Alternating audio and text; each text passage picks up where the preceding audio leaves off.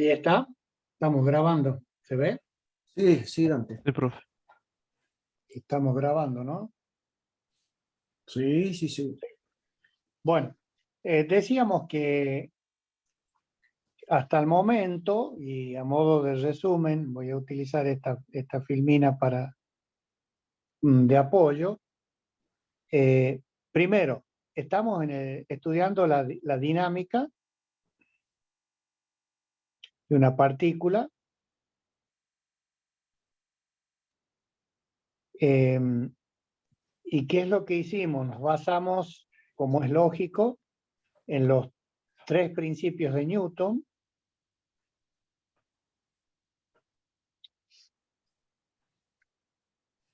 En los 3 principios de Newton.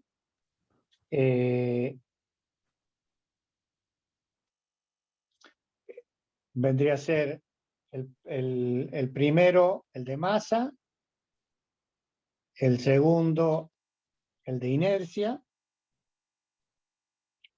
y el tercero, el de acción y reacción. Más el cuarto corolario que le llaman algunos, si recuerdan, si sobre un cuerpo actuaban 2 fuerzas, F1 y F2. La partícula empleaba al mismo tiempo en recorrer la diagonal que igual a la suma de los que tardaban en recorrer primero bajo la acción de F1 y después bajo la acción de F2. Un principio de acción y superposición de las causas. Y en base a eso, como el elemento principal era la fuerza, habíamos dicho de que la fuerza podría ser una función de la posición, de la velocidad y del tiempo. Y que en el primer caso, y al tratarse de una partícula, íbamos a hacer un análisis escalar. ¿Por qué? Porque la partícula se trasladaba y el movimiento era unidimensional.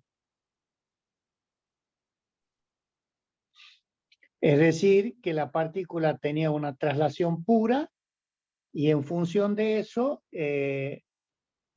no era necesario el análisis de la partícula a partir de las consideraciones vectoriales, porque era una traslación en una sola dimensión, por lo tanto, encontramos los valores escalares, porque, o el módulo, digamos, de nuestro vector fuerza, puesto que la dirección y el sentido ya la conocíamos. Entonces encontramos la fuerza como una función del espacio, después vimos la fuerza como una función de la velocidad y la fuerza como una función del tiempo, las ecuaciones que hemos visto. Van a ver, bueno, estas eran las ecuaciones de los movimientos rectilíneos y uniformes que han visto en física 1, lo mismo que colocar la fuerza en función del tiempo, ¿no? Son las ecuaciones básicas de la física 1. Y nosotros vamos a tomar este tema en el capítulo siguiente, lo nombramos, en el estudio de las vibraciones. Van a ver cómo la fuerza es una función de la velocidad.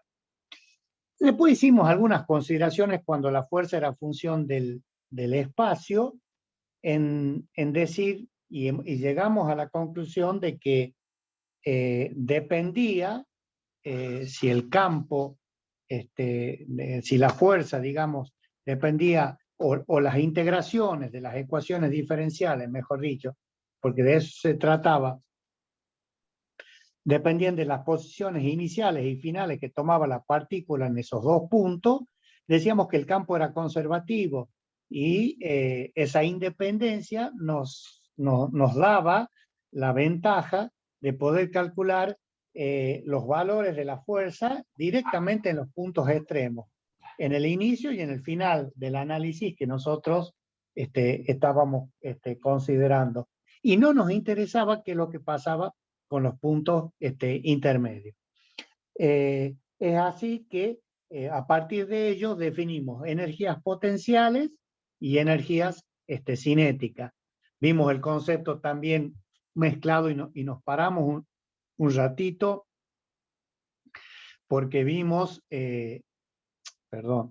vimos el concepto de potencia. ¿Se recuerdan? Es decir, porque vimos que fuerza y velocidad iban asociadas y ahí vimos que a partir de la energía nos daba que era la potencia por el tiempo. O sea, que hicimos el análisis energético de qué es lo que estaba pasando con la energía en esas posiciones 1 y 2. Cuando integramos la ecuación, obtuvimos las energías cinéticas que las designamos con la letra T, y acá está puesta de alguna manera, porque decíamos T de X, y luego determinamos la energía potencial que la llamamos B de X, porque dependía de las posiciones, o sea, T de X, tanto X, la energía cinética como la energía potencial, dependen de las posiciones.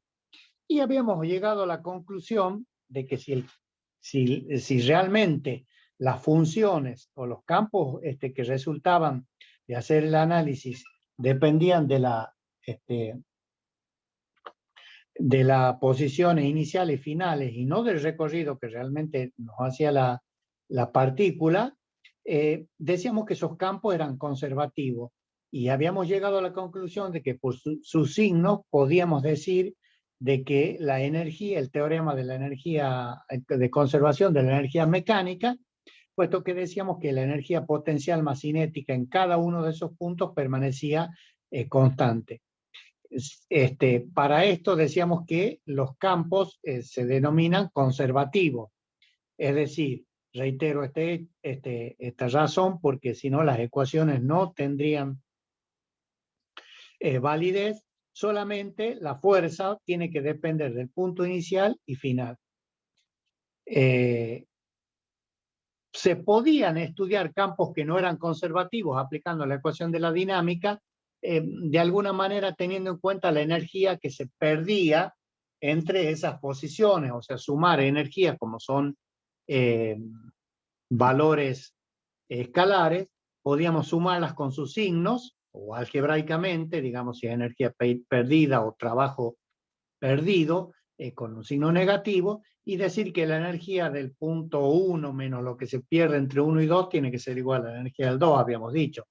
De otra manera, la energía del punto 1 menos la energía que perdemos entre 1 y 2 debe ser igual a la energía del punto 2. Y acá estaban puestos de manifiesto de alguna manera esos campos que no eran conservativos. Pasa que la evaluación de esto no nos corresponde a nosotros, puesto que este calor por fricción o por lo que fuera, hay que evaluarlo con las ecuaciones correspondientes. Por lo tanto, la ecuación de aplicación del teorema de la conservación de energía nos decía que para campos conservativos la energía mecánica permanecía constante, así que la suma de la energía potencial más la cinética debía permanecer constante. Todo este pantallazo que hicimos en lo que va del repaso en los primeros 5 minutos, vemos que nos lleva al estudio de los valores, como dijimos nosotros, escalares, puesto que se trataba del movimiento unidimensional de una partícula. No ocurre lo mismo si el movimiento de la partícula es curvilíneo. Entonces, al dejar de moverse de manera recta, digamos, pierde sentido el estudio del módulo de la fuerza.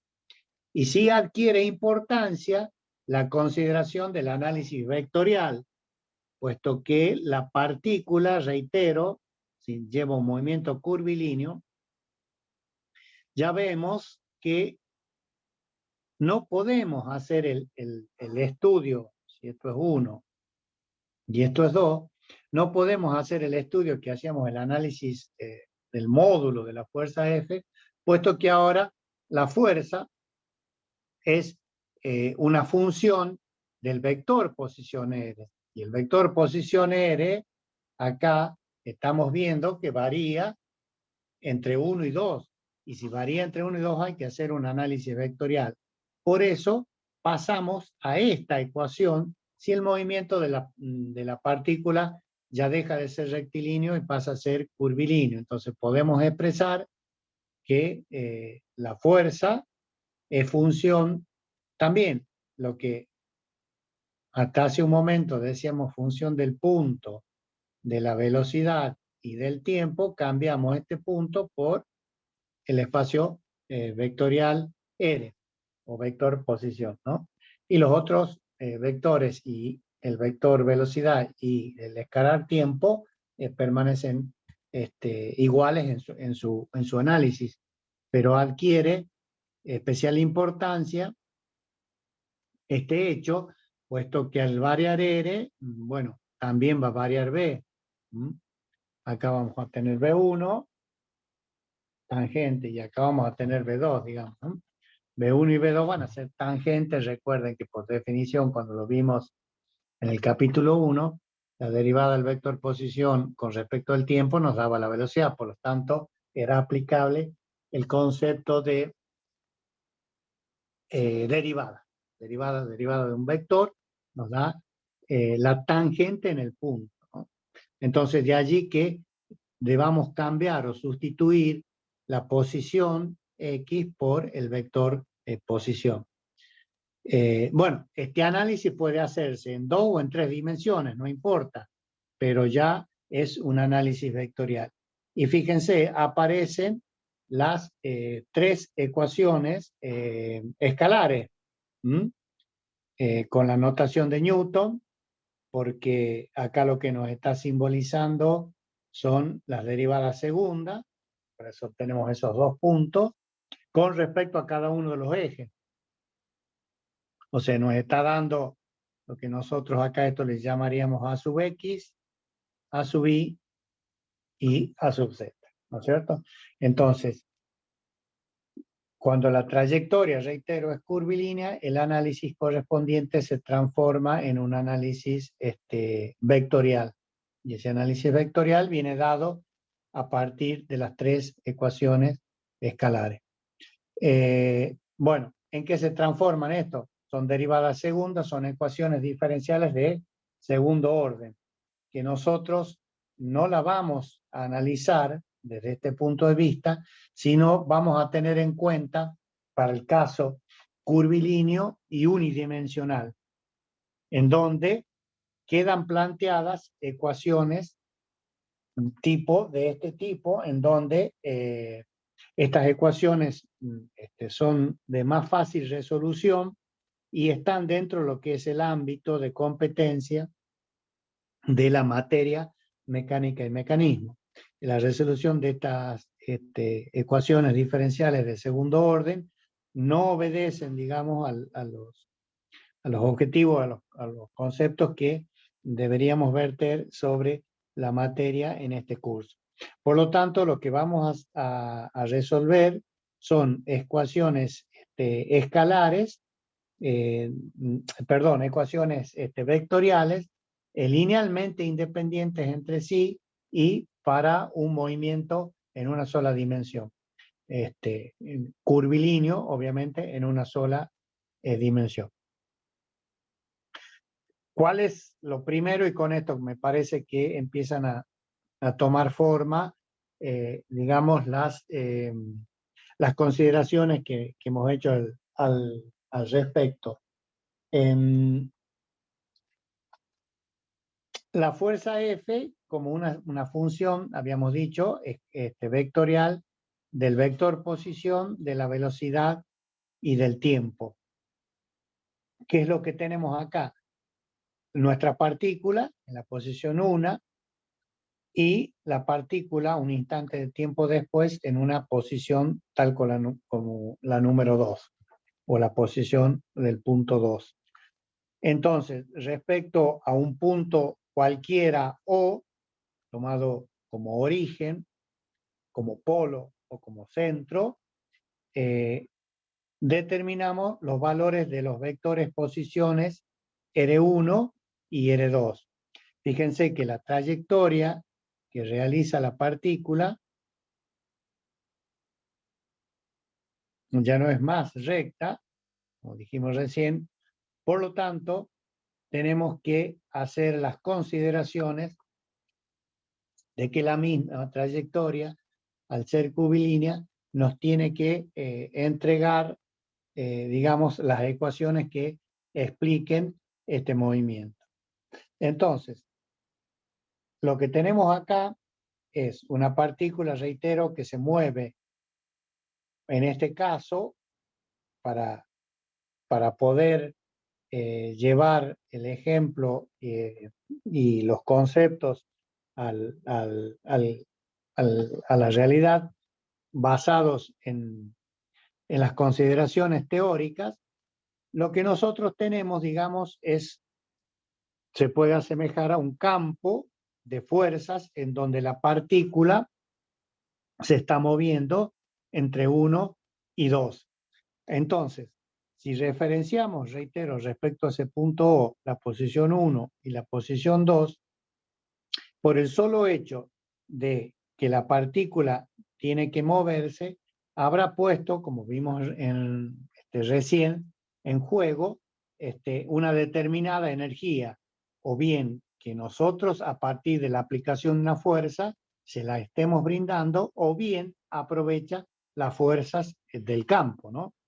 Entonces, habíamos visto que esa variación energética de energía tenía que ver con la posición que adquiría la partícula o la variación que tenía tanto la fuerza como el vector posición.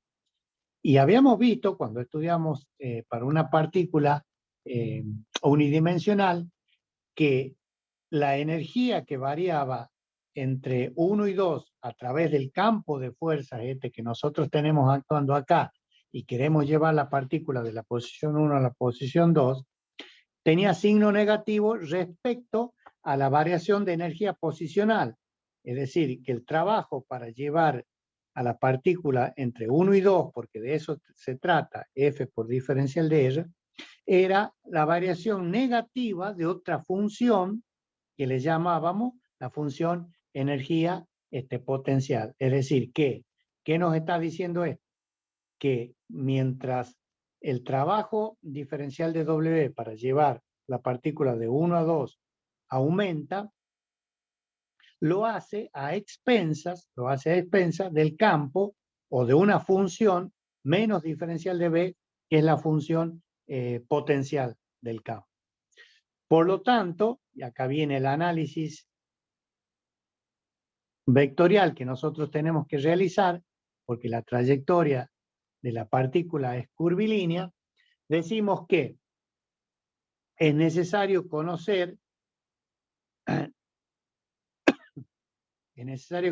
la función escalar de la función fuerza, ¿sí? Cada una de las componentes escalares, Fx, Fi y Fz, por sus correspondientes diferenciales, es decir, el trabajo en la dirección de X,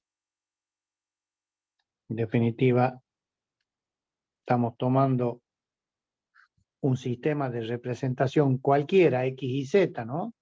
Pero el trabajo total a lo largo de la trayectoria curvilínea que realiza esta partícula entre 1 y 2, fíjense que la fuerza F tiene una dirección cualquiera, por lo tanto le va a corresponder una componente escalar según el eje X, según el eje Y y según el eje Z, por su correspondiente diferencial, porque el diferencial de R es diferencial de X por Y más diferencial de Y por J más diferencial de Z por K. Es decir, le estamos dando el carácter vectorial a la variación que sufre el vector posición respecto de cada uno de los ejes.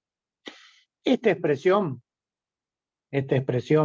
se puede expresar también a partir de lo que es la diferenciación de la energía potencial. Si nosotros decimos que el trabajo es igual a la variación de la energía potencial cambiado de signo, el diferencial de energía potencial, y para esta función curvilínea entre 1 y 2, se lo puede expresar como la derivada parcial de esa función respecto a cada uno de sus ejes.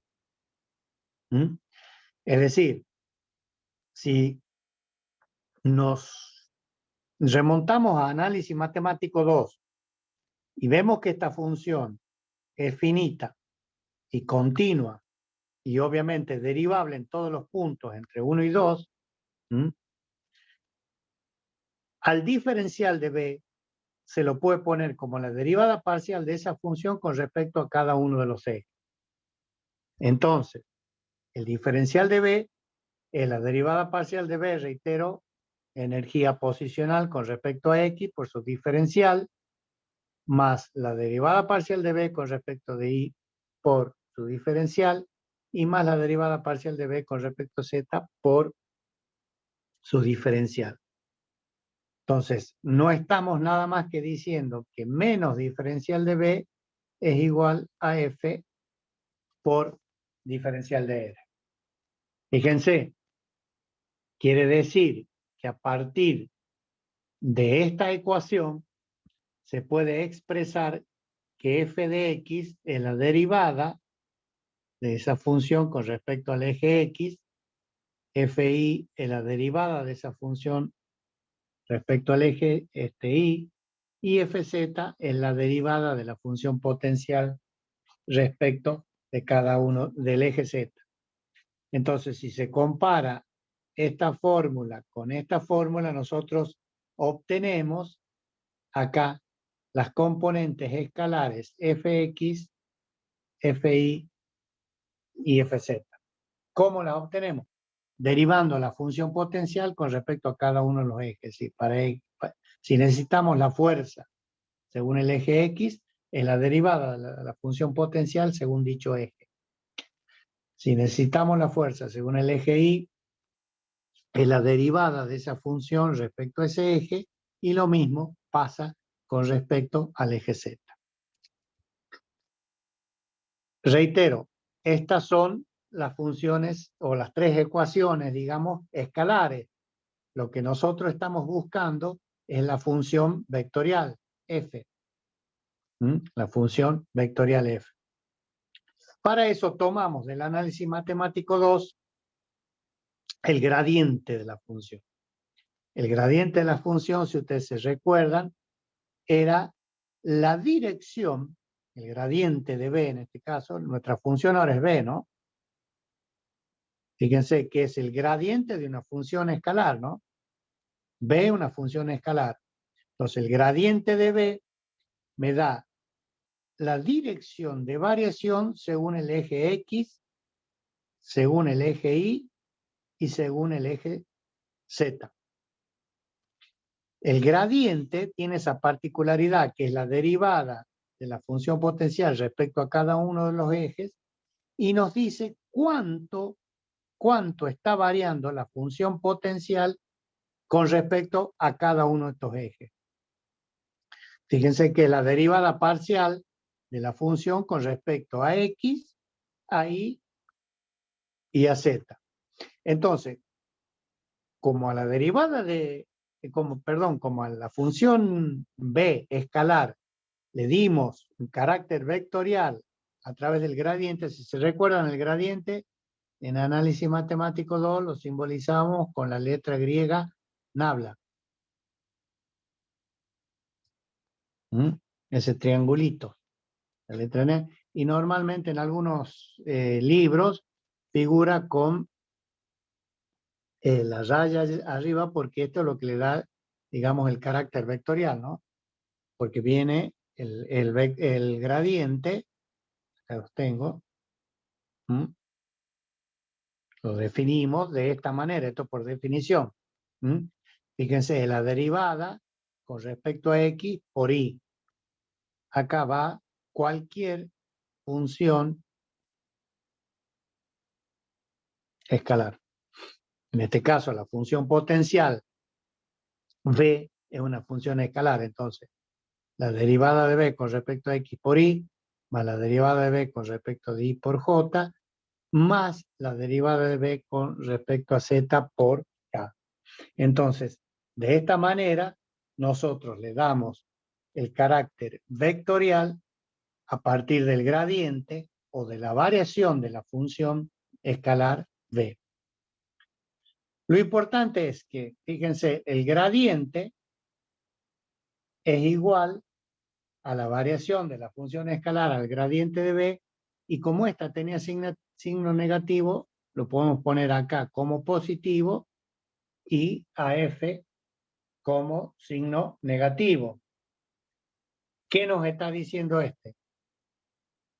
Que el gradiente de la función b es igual y de signo contrario al campo de fuerzas que actúan entre los puntos 1 y 2 en el movimiento que realiza la partícula.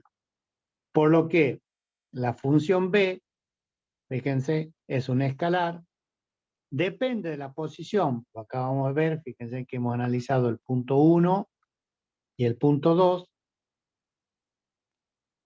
y R, que es la posición que nos da el punto, se denomina coordenada vectorial de la posición de la partícula, ya sea en 1 o en 2. Nosotros anteriormente habíamos dicho que T de X más B de X0 es igual a T de X0 más B de X es igual a E. El teorema de la conservación de la energía o la energía mecánica, en donde veíamos que las variaciones energéticas dependían de las posiciones, y estamos haciendo un análisis escalar. Acá, fíjense cómo a través de la función del gradiente podemos hacer el estudio de esa función escalar B. ¿Pero por qué? Porque el movimiento es curvilíneo. Entonces, si tenemos un movimiento de traslación unidimensional, llegamos a esta ecuación que está acá, digamos, pues llamarle B. Y si el movimiento es curvilíneo, tenemos una ecuación tal como la B, en donde vemos que el gradiente de la función es el que nos determina el valor de las fuerzas F, puesto que tenemos que analizar qué es lo que pasa en cada uno de los ejes. Con este vector F, puesto que, reitero este concepto que es importante, el desplazamiento deja de ser rectilíneo para transformarse en un desplazamiento curvilíneo. Entonces, eso creo que ustedes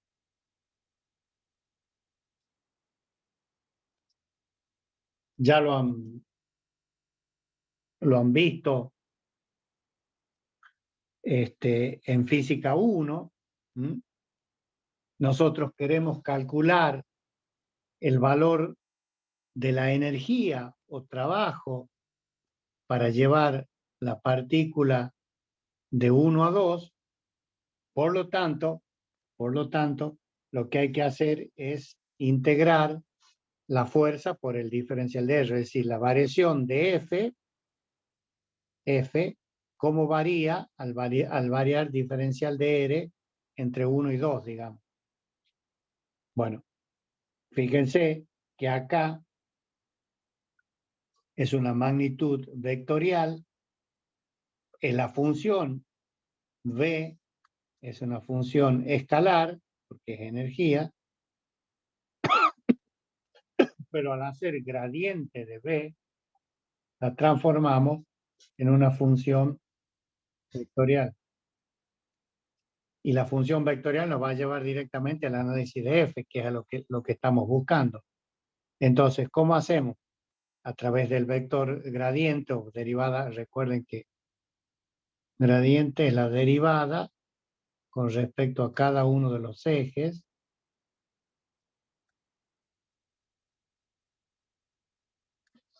La derivada parcial con respecto a cada uno de los ejes de la función escalar. En el caso de la función escalar es B.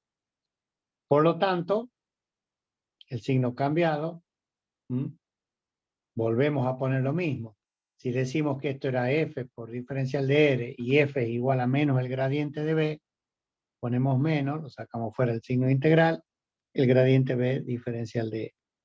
Entonces la integral entre 1 y 2, reemplazamos el valor del gradiente, que es la derivada de B con respecto de X, por diferencial de X, más la derivada de B con respecto de Y por diferencial de Y, y más la de Z con respecto a ese eje por diferencial de Z. Como la función esta es el diferencial, recuerden que esta función, esto es análisis matemático, ¿no? Debería ser finita, debería no, es finita y continua. Y está definida entre el intervalo 1 y 2, tiene valores finitos, eso es lo que queremos decir. No hay ningún salto y no hay ninguna indeterminación, no me salía la palabra, mucho que no la empleo.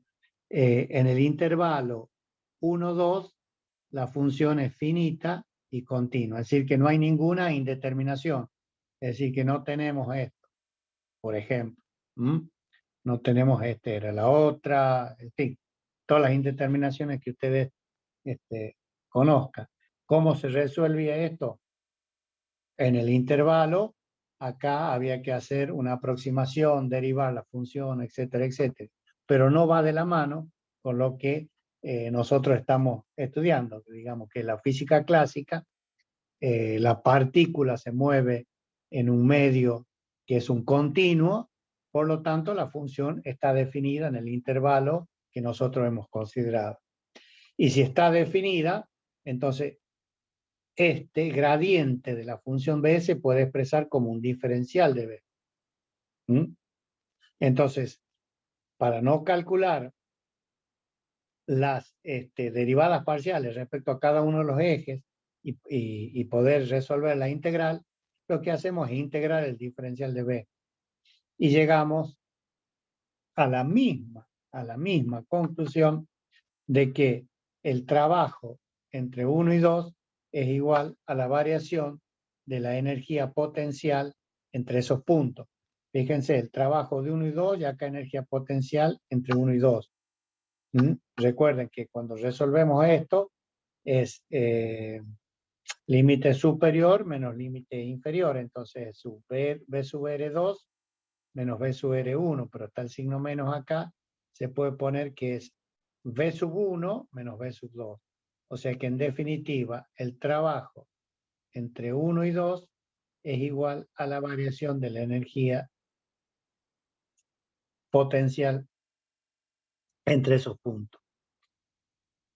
Y esto es lo que nosotros conocemos, digamos, como regla máxima en general, y la empleamos mucho, ¿no? El campo es conservativo, seguimos hablando de que no tenemos campos disipativos, o sea que no hay fuerzas disipativas o que se transformen en calor. Entonces el campo es conservativo. ¿Cómo sabemos que es conservativo? Porque depende de los puntos iniciales y finales, y no de la trayectoria que realiza la partícula entre 1 y 2. ¿Y el trabajo a quién? Se hace a expensas de la energía potencial. O sea, se vuelve, o sea, para el caso curvilíneo, se aplica también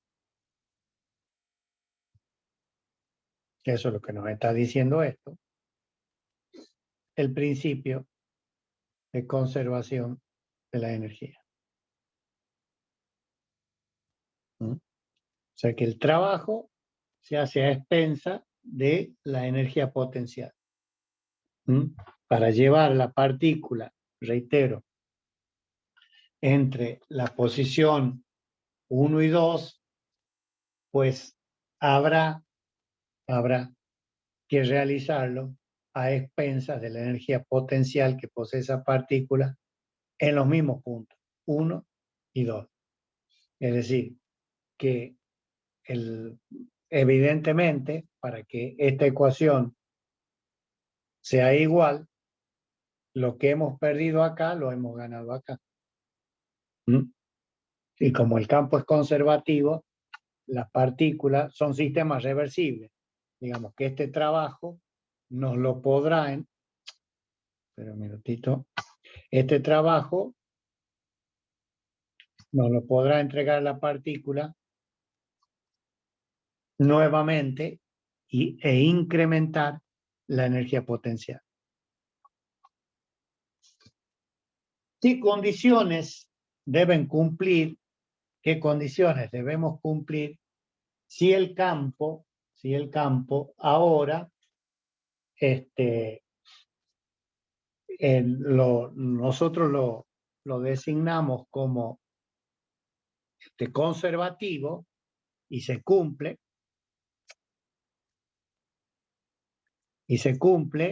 la ecuación que acabamos de ver, que el trabajo se hace a expensas de la energía potencial. De mano, ya de movida, ya hemos visto que estamos aplicando el principio de conservación de la energía, y para que ello se cumpla, la partícula se tiene que mover bajo ciertas y determinadas condiciones. ¿Cómo podemos averiguar la validez de esta ecuación? Es decir, que el trabajo sea igual a la variación de energía potencial. Nos valemos de la ecuación diferencial. Decíamos que la función entre los puntos 1 y 2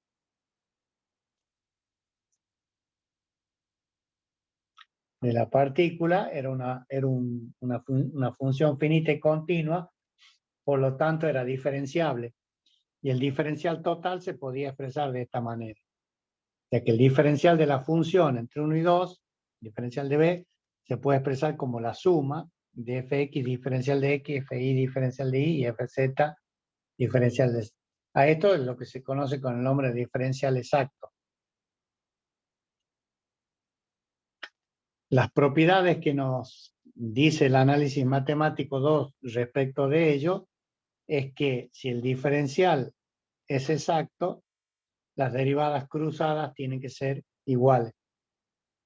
O sea que la derivada parcial de f de x respecto de y tiene que ser igual a la derivada de f respecto de y con respecto de x. Lo mismo pasa con la componente de la fuerza según y, pero derivada con respecto al eje z, tiene que ser igual a la derivada de la función de fuerza con respecto a ese eje, pero con respecto del eje y. Y la derivada de fx con respecto a z tiene que ser igual a la derivada de fz con respecto de x. Esta función, así como está ahí, si nosotros hemos definido el gradiente como la derivada respecto a cada uno de los ejes, vectorial la fuerza F, porque está acá, fíjense, Fx, Fi y Fz. Entonces, a estas derivadas cruzadas las podemos expresar como el producto del gradiente por la fuerza, producto vectorial. Recuerden, esto es un vector y esto es un vector. El producto vectorial de ambos vectores nos tiene que dar otro vector. ¿Cómo lo podemos expresar esto? A través, una de las formas, y es la que vimos al resolver el problema, lo podemos expresar al producto vectorial del gradiente y de f como el determinante. Esto es nabla.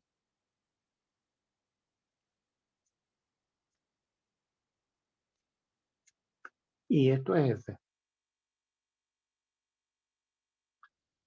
Si yo resuelvo este determinante, me queda esto que está acá.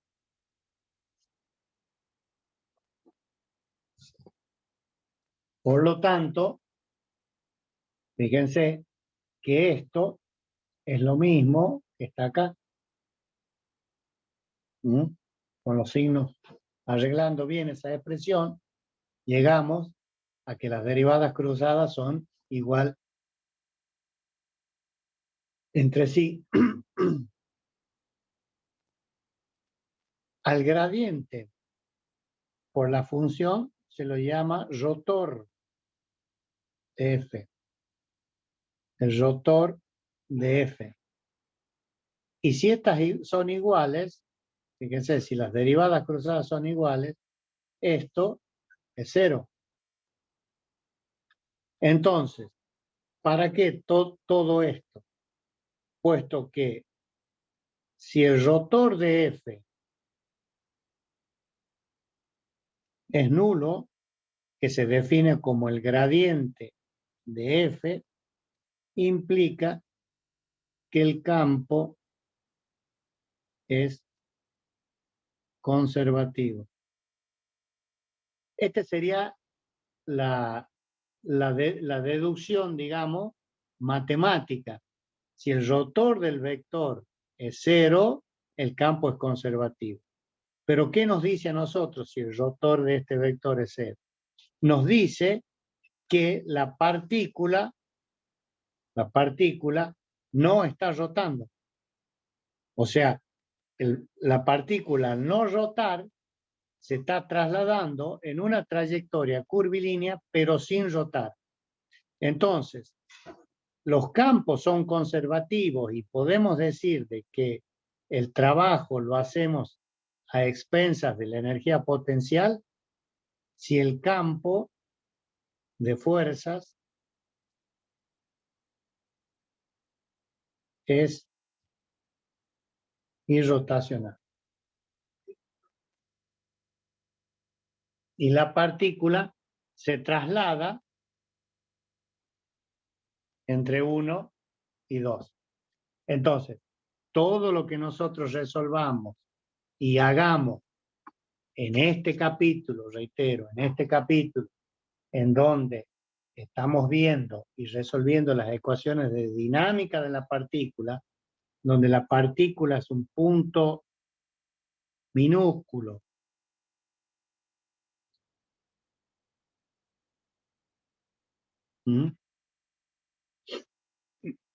y su tamaño es tal de que no se puede, entre las posiciones 1 y 2, la partícula realiza la trayectoria y al ser tan pequeña, digamos que la velocidad de rotación no se la considera. ¿Por qué? Porque es una cosa tan chiquitita que la partícula, que el movimiento de rotación no se lo considera. Y además, para que se cumpla, el campo tiene que ser irrotacional. Es decir, al hacer un análisis de una partícula, no podemos tener en cuenta la rotación de la partícula sobre su eje porque es diminuta, ya no tiene sentido. Por lo tanto, no tiene rotación. Entonces, los campos que vamos a ver ahora son irrotacionales.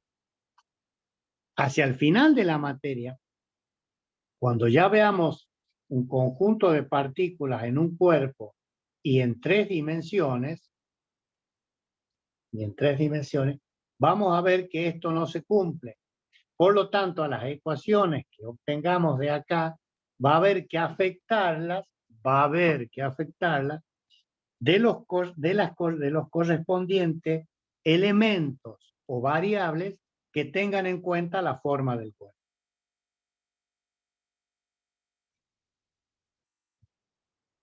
Que para que no se queden con la duda, es lo que vamos a denominar como matriz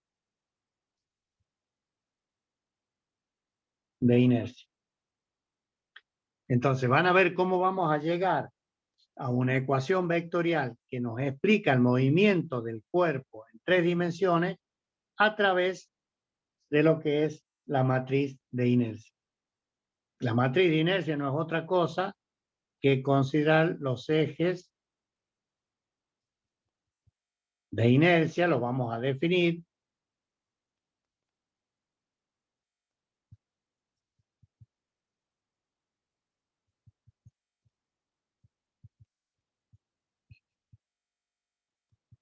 ZX, ZY. Esta es la matriz de inercia. Entonces vamos a dar un carácter, vamos a ver cómo juegan esos valores y vamos a poder encontrar y ver que esta es la parte más importante cuando tomemos un sólido rígido que está moviéndose respecto a un sistema de coordenadas con un movimiento general. Entonces vamos a ver qué cualidades o qué propiedades tienen respecto a cada uno de los ejes X, Y, Z, el cuerpo ya en 3 dimensiones. Reitero, esto lo vamos a ver como final de la dinámica, se llama dinámica del sólido rígido en 3 dimensiones, y vamos a poder expresar las ecuaciones. Por el momento, a lo que nos vamos a dedicar y a estudiar es la dinámica de la partícula ahora y del sólido vibraciones y sólido rígido después, en donde la rotación no la tengamos en cuenta. Lo vamos a complejizar hacia el final del capítulo. Por lo pronto, en este capítulo y en el que viene, vamos a ver elementos que se trasladan, ya puede ser en 2 o en 3 dimensiones, pero con traslaciones puras, por las consideraciones que hicimos en este caso. Vamos a hacer el análisis de la partícula en campos que son conservativos. El más clásico de todos es el que están viendo ustedes allí, que es el campo elástico. ¿Se acuerdan algo de eso? El campo elástico es un campo conservativo. El trabajo es igual a la variación de energía potencial. Es muy típico esto, el hecho de que en este dibujo, por ejemplo, estemos considerando, ahí hay una mano, en donde está haciendo una fuerza F en esta dirección, por lo que el resorte ha variado su longitud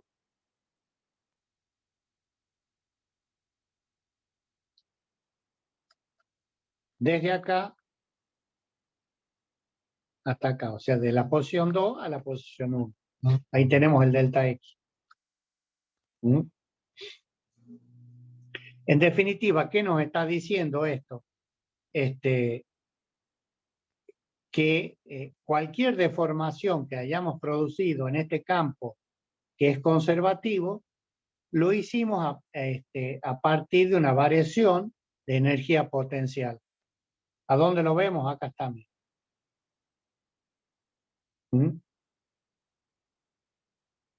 ¿Cuánto vale el trabajo ese que estaba haciendo la mano, digamos, sobre el resorte? Y vale F por diferencial de X. Y según la fórmula que vimos, ¿no es cierto?, es igual a menos la variación de la energía potencial. Bueno, si aplicamos la fórmula, es F por diferencial de X entre 1 y 2, menos la variación de energía entre esos campos. Fíjense, nos queda que el trabajo entre 1 y 2 es igual a la variación de la energía potencial. El campo es conservativo. De acá podemos decir que es irrotacional. El rotor de la fuerza F es 0. Por lo tanto, el campo es conservativo y se puede hacer esto. Es decir, que podemos decir que si calculamos el trabajo entre 1 y 2, es igual a la energía que almacenó el resorte entre esas dos posiciones. Luego, si lo soltamos al resorte, ¿qué nos hace? Nos devuelve esta energía que acumuló en forma de, que le entregamos en forma de trabajo, la devuelve igual y de signo cambiado. El otro caso, y creo que ustedes están más en consonancia con esto, por lo que tienen que haber visto en Física 2, la variación de la intensidad del campo, digamos, al variar el potencial de una carga entre una posición 1 y una posición 2. El campo, ¿cómo está definido? A través del vector E, que es la intensidad de campo electrostático, y F es la fuerza. Esta es la fuerza que va a hacer trabajo. ¿Sobre quién? Sobre la carga eléctrica. Entonces, si bajo este campo llevamos la carga entre 1 y 2, la energía que habrá acumulado será igual al trabajo, la energía potencial es igual al trabajo de llevar la carga desde la posición 1 a la posición 2. Entonces, el trabajo 1-2 es el trabajo de la fuerza del campo.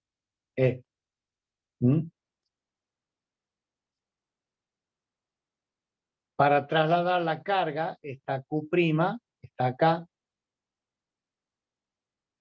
Q', la llevamos desde 1 al punto 2.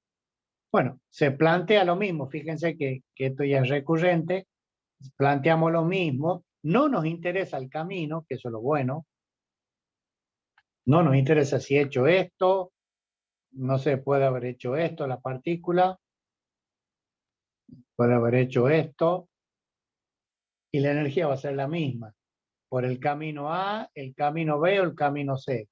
¿Qué nos interesa a nosotros? El inicial y el final. ¿Por qué? Porque el campo es conservativo. Y si el campo es conservativo, el trabajo de las fuerzas externas, cuerpo, a las partículas, se hace a expensas de la energía potencial.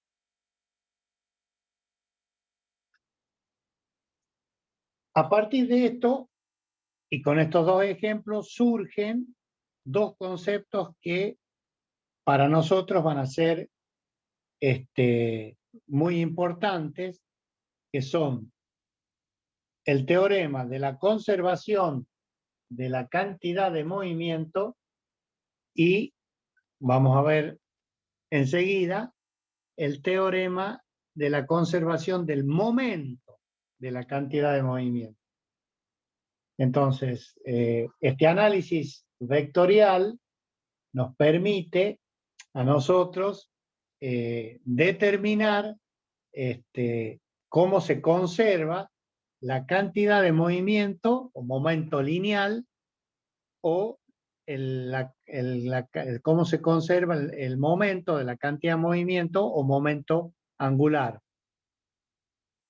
Algunos le llaman a esto momentos de primer orden.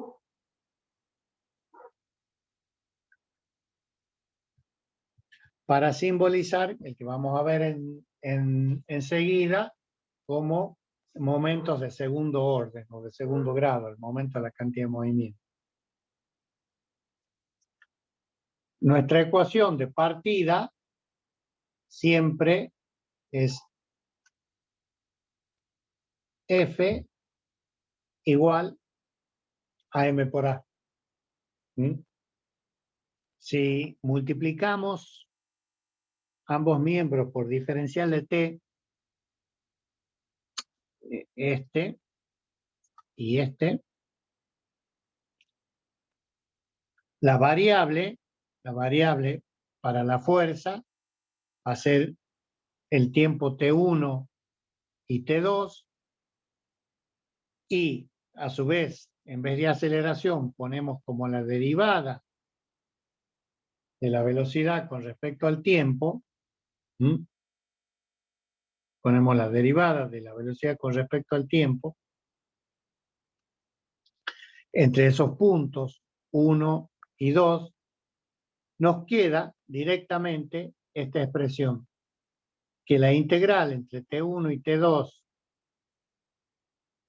de F por diferencial de T es igual a la integral entre 1 y 2 de ¿quién? Del diferencial de MB. Bueno, simplificamos el diferencial de T, nos queda que es la integral del diferencial de M por B. Como para nosotros la masa es constante, nos queda directamente el diferencial de B entre 1 y 2, o sea que nos da B2 y B1. Al producto de M por B se le denomina cantidad de movimiento. Nosotros lo vamos a designar con la letra P y es un vector. ¿Por qué la cantidad de movimiento es un vector? Porque la velocidad lo es. La velocidad es un vector. Y la masa una escalar. Entonces el producto de un escalar por un vector me da un vector. Entonces la cantidad de movimiento P es igual a M por B. Entonces si utilizamos esta expresión, nos queda que la integral entre T1 y T2 es igual a la variación de la cantidad de movimiento entre esos mismos puntos. En ese tiempo que ha tardado la partícula en recorrer los puntos 1 y 2. Esto se conoce como el teorema del impulso, porque F por diferencial de T o F por T, lo mismo, se denomina impulso. Entonces, impulso igual a variación de la cantidad de movimiento.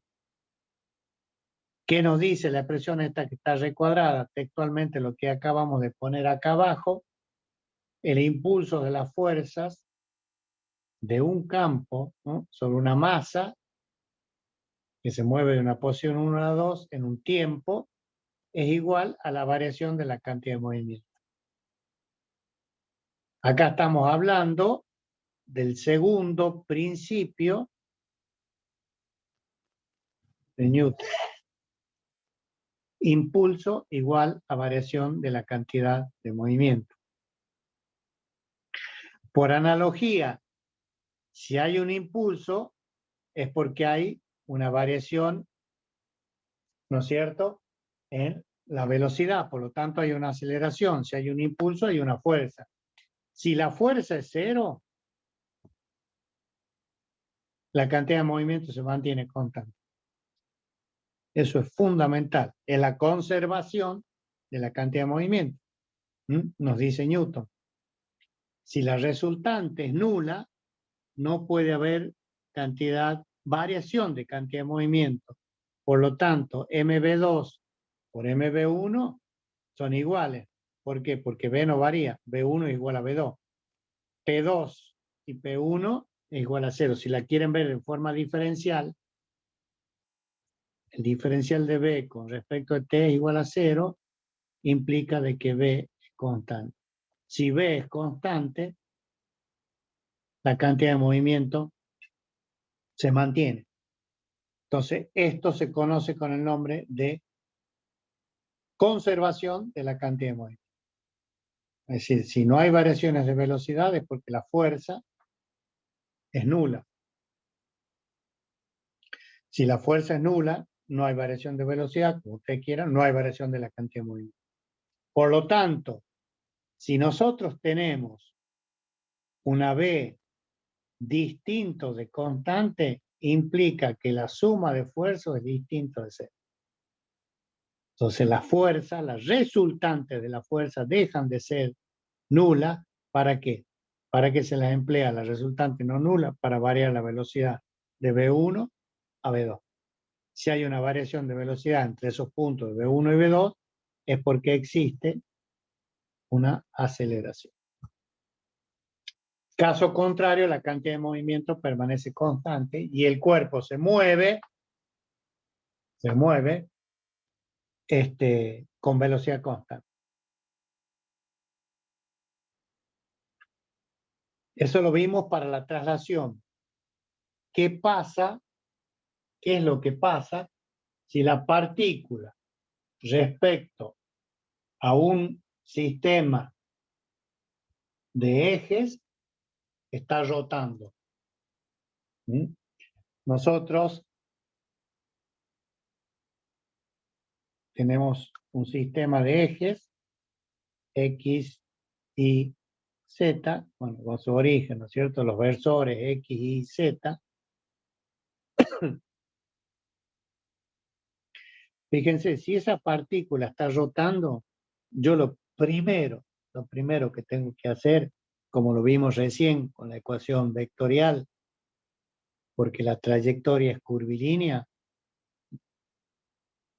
entonces trayectoria curvilínea es designar un vector posición, y ese vector posición está variando con respecto al tiempo. Vamos a definir al momento cinético, esto por definiciones. Mire, se designa con la letra L. Como es un momento, tenemos que tener en cuenta respecto al punto en donde uno está considerando ese momento. Por eso ponemos 0, polo u origen, 0. Este punto es arbitrario, nosotros lo elegimos convenientemente según nos venga el problema. Esto es R, que es P menos O. P está acá y O está acá. Vectorial MB. Entonces, el momento cinético es el momento de la cantidad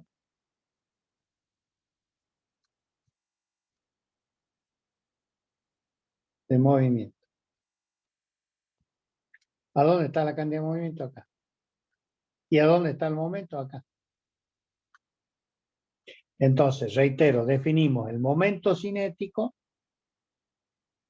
como el momento de la cantidad de movimiento. El vector posición, R, y la cantidad de movimiento como la habíamos definido en la filmina anterior, M por B. Por lo tanto, vectorial, porque es un momento, L0 es R, vectorial P, si queremos ponerlo así. P es M por B y R es P menos O. ¿Se entiende? Vectorial, ¿no? O sea, con sus componentes. Y JK, bueno, acá tendremos B, BX, BY, BZ para poder hacer esto. Es obvio que tiene que variar, porque volvemos a lo mismo. R, el vector posición, está variando con respecto al tiempo, por lo tanto, el momento cinético con respecto al tiempo, tenemos que hacer la aplicación de esta ecuación, ver qué es lo que pasa cuando varían con respecto al tiempo cada uno de ellos. Entonces, la derivada del vector posición con respecto al tiempo vectorial M por B, producto de derivada, más P menos O vectorial, la derivada de la cantidad de movimiento con respecto del tiempo.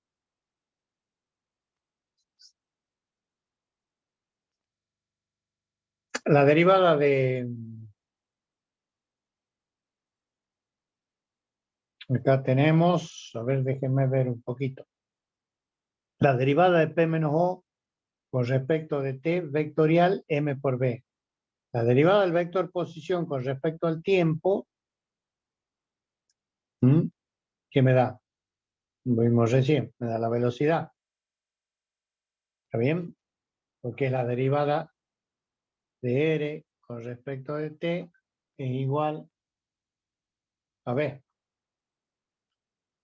V vectorial MB es 0. Pues tenemos acá proporcionalidad cuando resolvemos entre la fila. ¿Está bien? La primera fila o la segunda con la tercera, digamos, va a estar multiplicada por un escalar, o sea que esto se anula. Me queda simplemente P menos O vectorial MA. ¿Qué es esto? Esto es esto. P menos O vectorial MA es lo mismo que poner P menos O vectorial F, porque M por A es F, que es lo que está puesto acá. P menos O sabemos que es R, o sea que esto se puede poner R vectorial F y le vamos a llamar M0. Y esto es muy importante, que es lo que nos permite, enunciar el teorema del momento cinético. Nos dice que la variación del momento cinético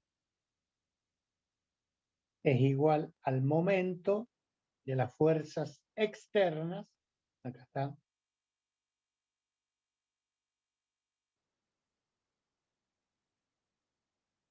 que actúan sobre la partícula. Estas son las F. Voy a poner bien grande. F vectorial R, acá me da M0. Entonces, la variación del momento cinético respecto al tiempo, o sea, esto, ese vector, es igual al momento que me producen las fuerzas sobre la partícula P respecto al punto O. Por lo tanto, vuelve a pasar lo mismo y acá aparece la conservación del momento cinético. ¿Por qué? Porque si la variación del momento cinético respecto al tiempo es 0, implica que M es constante. Perdón, que es 0. Constante, 0. Vamos a borrar para que no haya ninguna duda. Implica que M es 0 o una constante, ¿no? En este caso particular, 0. Entonces, el momento cinético permanece constante. Únicamente vamos a tener variación del momento cinético si los momentos respecto a este punto, o tomado como polo o centro de reducción, son distintos de 0. Pero el teorema del momento cinético se expresa de que el momento cinético de esa partícula respecto a un punto cualquiera tomado como polo permanece constante si el momento de la fuerza resultante que actúa sobre la partícula es 0. O sea que el momento reitero, el momento de la fuerza resultante con respecto a ese punto tiene que ser igual a 0. ¿Se entiende? No necesariamente tiene que ser igual a 0 la fuerza. Puede haber fuerza. La suma de momentos respecto a este punto tiene que ser igual a 0. Si no tiene que variar, no tiene que haber momentos exteriores. Si no hay momentos exteriores, se conserva el momento cinético. Si se conserva el momento cinético, significa que L0 es constante. Entonces, Con esto, digamos que tenemos resuelta los primeros elementos para realizar el análisis de la dinámica de una partícula, tanto en movimiento de traslación como en movimiento de rotación. En el capítulo que sigue vamos a profundizar un poco en el caso de una traslación, que sería el caso de una vibración, y vamos a ver cómo las fuerzas en función de la velocidad se pueden emplear a favor de algunos mecanismos y de algunos elementos en algunas máquinas para poder hacer el análisis de lo que se denomina vibraciones. Por lo pronto, digamos, y con este